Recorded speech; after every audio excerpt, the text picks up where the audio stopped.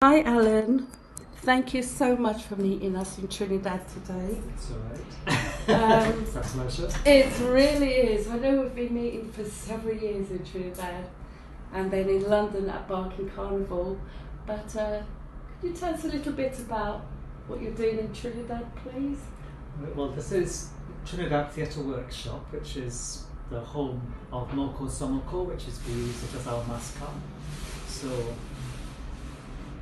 this time of year, we have three rooms here, which we just take over, just making stuff.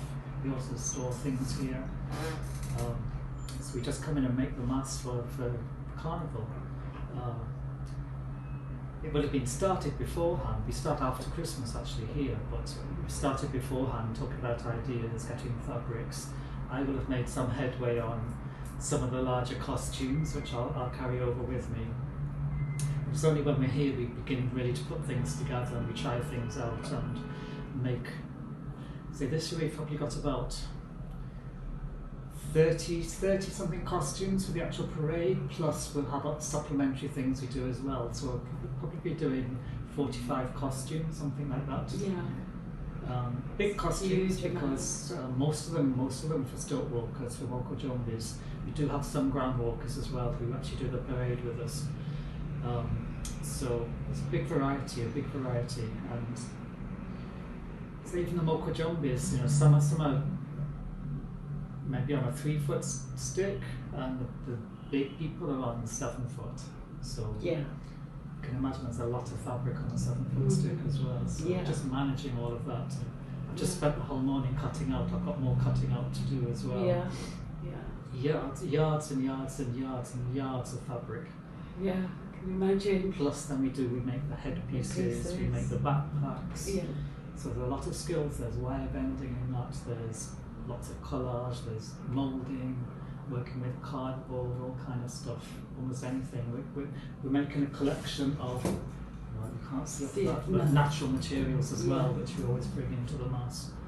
So this is where we put it together. But it's actually nice because we've got a team, we've been working together for a few years now, so we've got a bit of a rhythm going and people know what they're good at, and like I'm not a technical person in terms of making the backpacks, but we have someone who likes measuring, because I don't like measuring, so he's good at that, So we all have our own particular skills. That's fantastic. Are you looking forward to your Kings and Queens competition and performance? I am, because it's always I'd say the preliminary night I really like, because it's the first time you really see the costumes, because you've really no idea what's going to happen on the stage with the lighting, or how they're going to look. We're putting together whole performances to support each costume as well. And then obviously that evening you get to see everybody else's costumes, and I like the preliminary night because you see such wonderful things.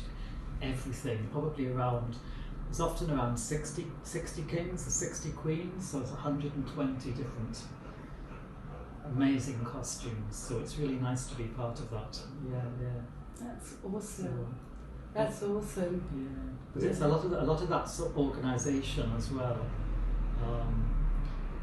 So for us to get the costumes there, to get all the people that we need, and the support people who help us get dressed, so making sure all the logistics, all the costume bits are there, and then all the timings and the music and all of that, because it's all done with no rehearsal, so we just you just turn up and hope.